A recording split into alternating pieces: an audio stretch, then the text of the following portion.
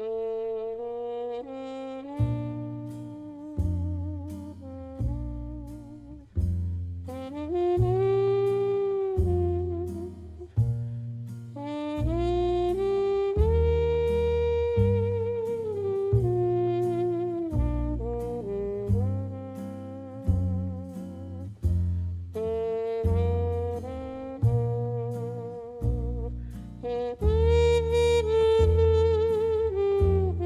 since we went up to North Bend, Washington, and picked up John Glazer's 53 holes that George Barris customized back in the late 50s, all I've been doing is cleaning it up, and what I'm trying to do is get everything working on the car.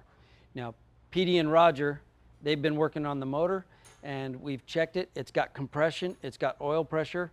We've got a rebuild kit for the carburetor, and then we're going to look into the blower and see if we need to rebuild that or if it's going to work. We're getting all new belts for it, and whatever else needs to be done. I've built a new battery hold down because most of that was rotted away. So I built a new one. It's in primer. We'll have to get it painted. I've brought John West in, and if you're a fan of the impression that we built, you'll recognize John West. He's the one that built the original chassis for that in his shop. We built the rest of the car here. But all I've been doing on this car is cleaning, cleaning, cleaning. I've got the last grill bar that I'm going to go ahead and polish and get that back on. And once everything is clean, then we'll decide what we're going to redo and what we're not going to redo. I went ahead and cleaned the side pipes. Those were so bad, I sent those off. They're getting re-chromed. The only other piece right now that I'm thinking is we may re-chrome both front and rear bumper. But the rest of it, it's all about cleaning up. The top, I'm really impressed with how well that's cleaned up. But let me get this bar back in. John's working on the brakes, and I'll bring it down and show you where we're at.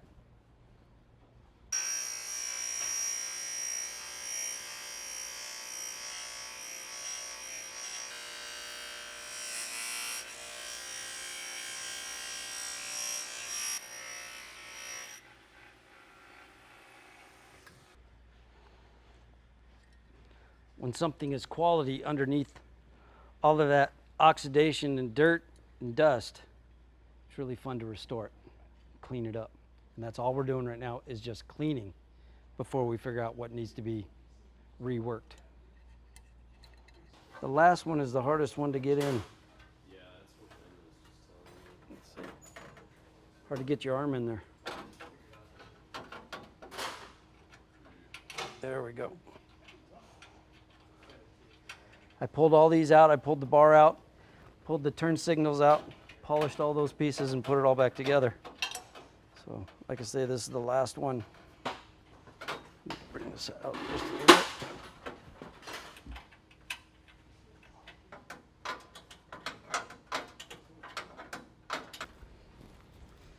Now, on all the chrome, all I've used is a 4/0 steel wool pad with a little bit of metal polish. You can see on this corner, I haven't gone around the corner with it yet. So I'm going to grab the steel wool and work my way around the corner and finish that up. So 4/0 steel wool and a little bit of metal polish.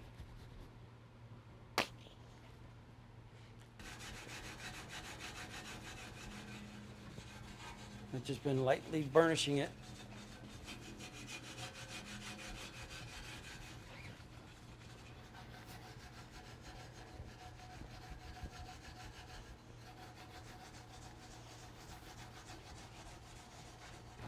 There's been a few really bad dents in the bottom of the bumper. I kind of straightened out a few of them with a hammer. Did the same with the back. But like I say, when we get it all done and on the ground and we look at it, if we decide we want to re-chrome the bumpers, this is pretty bad, but it's also pretty cool that it is the original bumper and nothing has been done to it yet. So it's a big decision whether we re-chrome it. Because it's easy to say, yeah, let's pull the bumpers off and re-chrome them.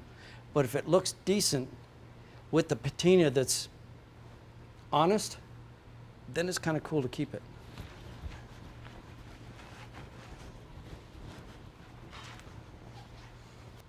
So that's not bad. That's all I've done to all the chrome. Just steel wool and a little bit of metal polish and then wipe it clean. And then I've just been cleaning the paint, and I've got to polish I ran a little metal polish on the moldings, but I haven't done past this fender yet. I've got to do that door, that quarter, and finish up the deck lid. I started at the driver's rear and I've worked my way around to here. I need to keep going. But right now we've got the car in the air so John can work on the brakes. I don't want to bring it down until he tells me I can. Can I bring the car down yet? Yeah. I just got my okay.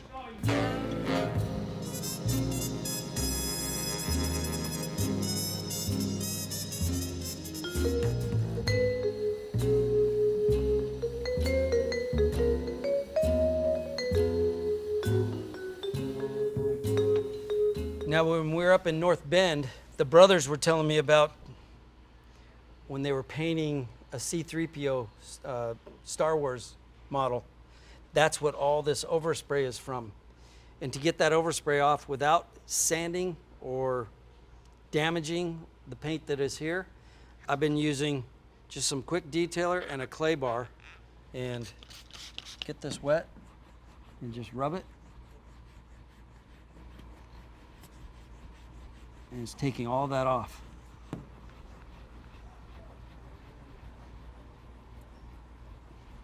Takes a little while, but this is what I've been doing on the whole car. I'm gonna get back on the door and keep working my way all the way around.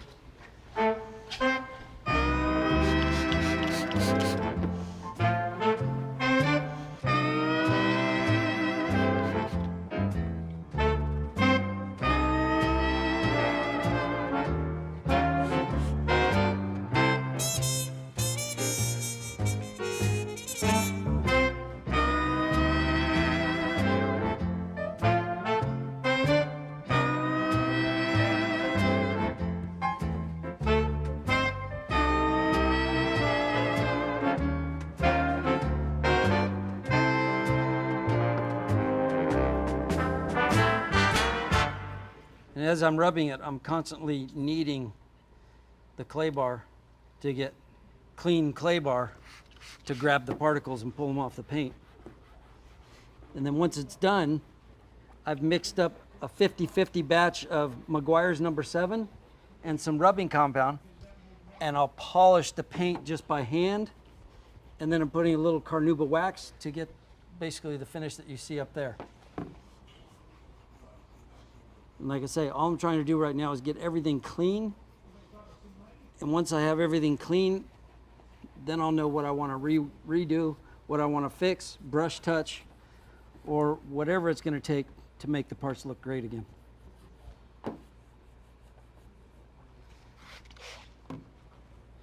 But because everything here is the original and honest parts, I don't want to restore anything, because then we've just covered up what is so beautiful about this car. You know, to repaint this car would be a crime.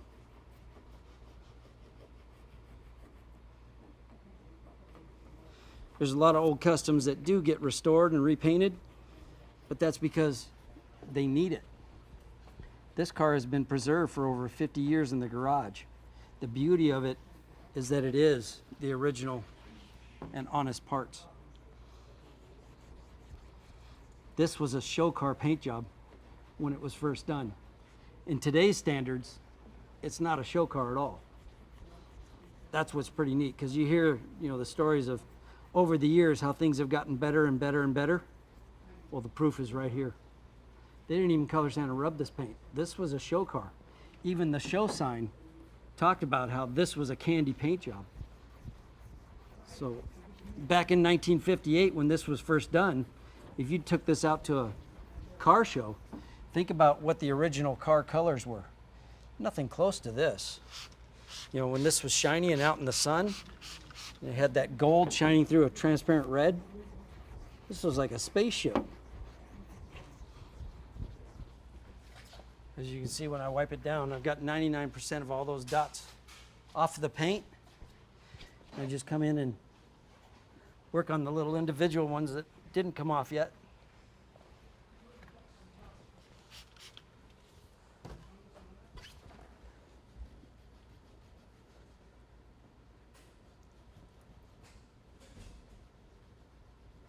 There's a lot of overspray on here. somebody really likes Star Wars. But when I'm done, Craig and Brian, your dad will not be upset with you.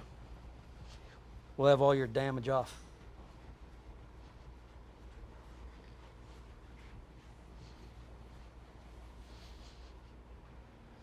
When this was painted back in 1958, they never took the original yellow off of the car.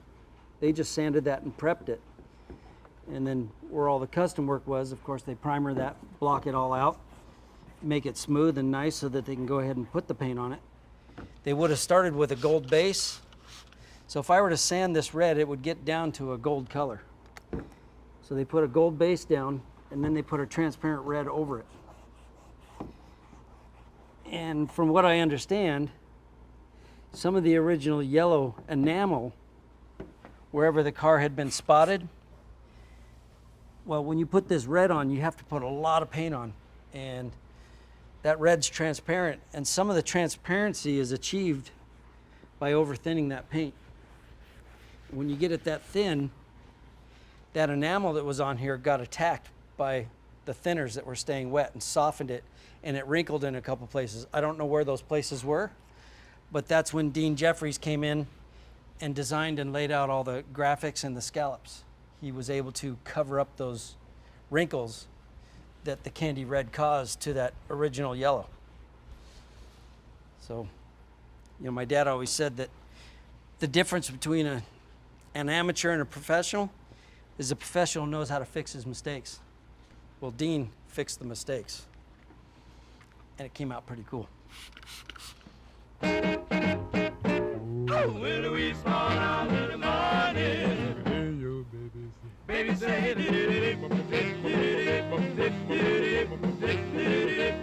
when we small out in the morning, you can hear your baby say, well, come on and love me, baby, it'll always be that way.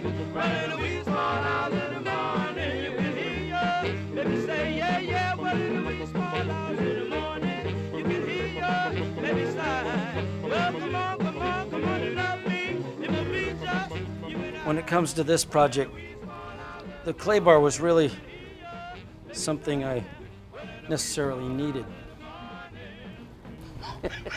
Baby say, when we small out in the morning, Hear your babies. yeah, come on and love me, baby, it'll always be that way, yeah, yeah, yeah,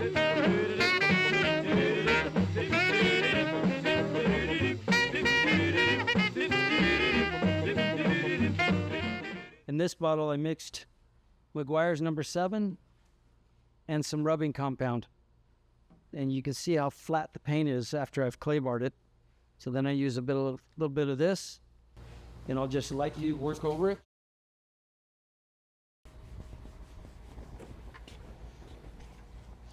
Just by hand, because I don't want to pull much of the paint off at all.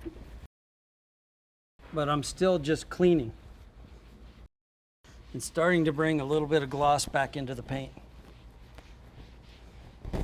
So as I'm wiping this, when I go over the pinstripes, I'm trying to keep real light pressure because I don't want to get rid of any of, that's Dean Jeffries' original work. That's all done by hand, and I don't want to lose any of that. The coolest thing on this car, in my mind, is the fact that it's got Dean Jeffries' signature on the hood. I've never seen another car with his signature on it. And I'm sure he did probably quite a few, but they've all been repainted or crushed in a wrecking yard somewhere. This is the only one that I know of that has his signature on it. It'd be a crime to polish the car and have that go away, or any of these stripes. So I'm just lightly going over this.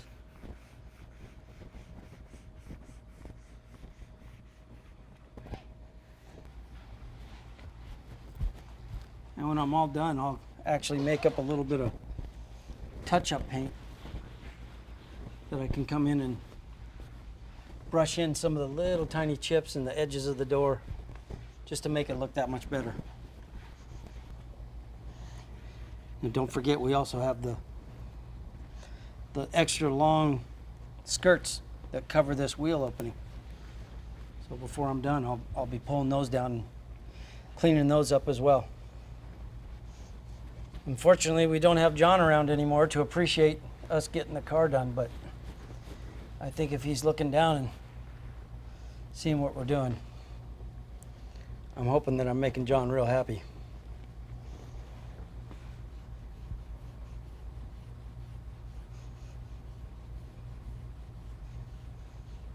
But I can't wait till I'm all finished with it and we bring his sons down to see it.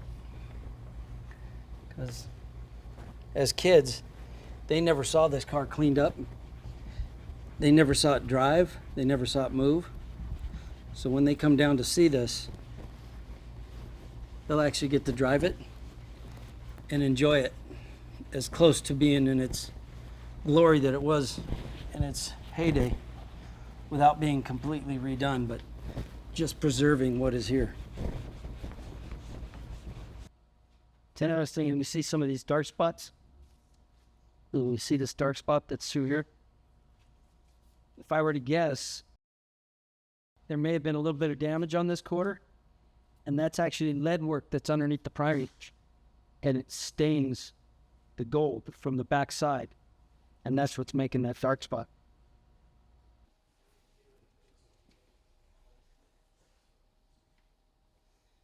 You can tell when you look at the surface of this paint job that it was never color sanded or rubbed like you would do today. It'd be real easy to just take a buffer and start polishing this, and you probably make it look pretty good. But you would lose the surface that this paint job has. And that's what I don't want to do, because this is what it looked like when it was finished. And that's what I'm trying to preserve, is that gun finished look.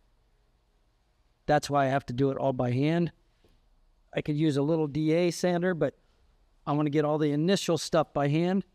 Then I'll come back in and work that Meguiar's number 7, which is a polish that was made for original lacquer, which is what this is. And we'll get that lacquer to have that depth that it would have had originally with the number 7 polish. Now, I don't believe the car would have had the blotchiness that it has. I believe that's just over a period of time, and it's the lead that could have been even in the primer. Or you see the little dots that are in the gold. Now, the gold is actual bronze powder that was added to clear, and that's how you can paint it. The whole base of this car was painted that same way, and then the red was put over it. Now, if they touched it anywhere before they cleared it, which is what all these gold spots are, all these dark spots, some of that is things that got on it over the clear, and it went through the clear and got to the bronze powder and darkened it. But when they painted it, if they would have touched anything, it would, over the years, get dark, just like a bronze sculpture would be. If you finished a bronze sculpture and had it clean and then touched it with your finger, the oils in your skin would make that area of the bronze real dark. That's what this is. It's just dirt and oils and things that have stained that bronze powder. Some people like patina and dirt. They want you to leave it just the way you found it. But I don't mind patina at all, but I don't like dirt. I like patina that looks like it's still just been taken care of for years and years and years. So clean it up and let it be honest.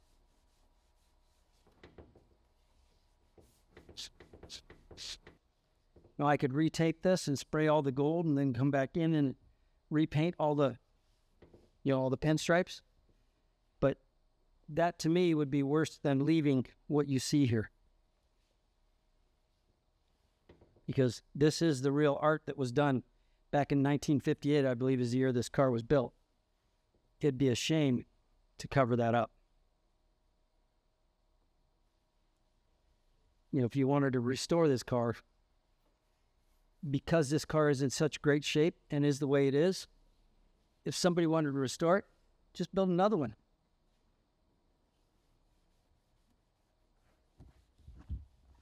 Let this one be what it is.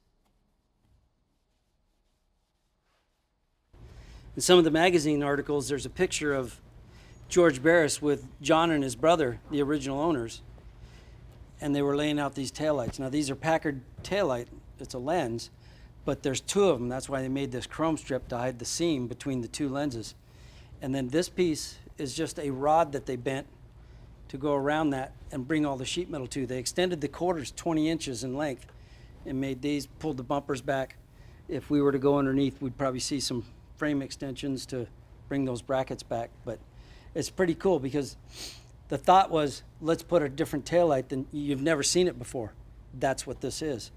And I would think that this taillight probably influenced a lot of other guys to use that taillight itself and put it in a lot of different cars. Because let's face it, this industry is all about influence. You know, one guy does something, another guy thinks it's cool, he wants it on his car. So, you know, I'll bet you there was probably 50 cars built with these taillights because it was so cool when it was first done. I think I found something. What's that? Whoa, check this out. Who owned it before? This is John Glazer's car. He was having a pretty good time, wasn't he? Well, This whiskey is 5 years old. it's been in this car for Not over anymore. 50 years. Well, Yikes. you know, John had 3 sons. Cool.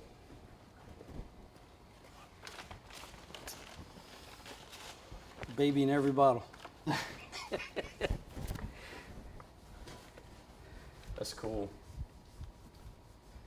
I didn't know whiskey got That's like cool. that. Look at the bottom of the bottle, say what year it was made. The first number. 63, yeah. Damn. Putting that in our body. Wonder what year John got married.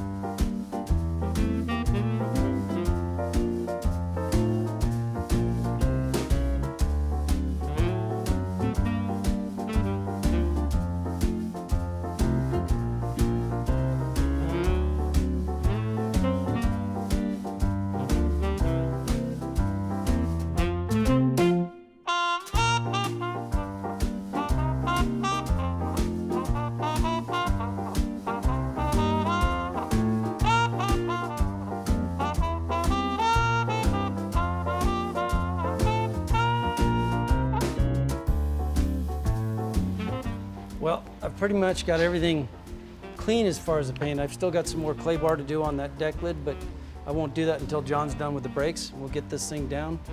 You know, when I look at it, it's real easy to think, why don't I just scuff this down, get it real clean, put a nice coat of clear on it and color sand and rub that and polish it. It would make it really shiny and look great, but it wouldn't be what this was in its day. I want to keep it what it was in its day and keep the beauty of what it is. So my job is just to keep cleaning and getting it as nice as I possibly can. But for now, I'm going to switch to a different project while John's doing the brakes on the car.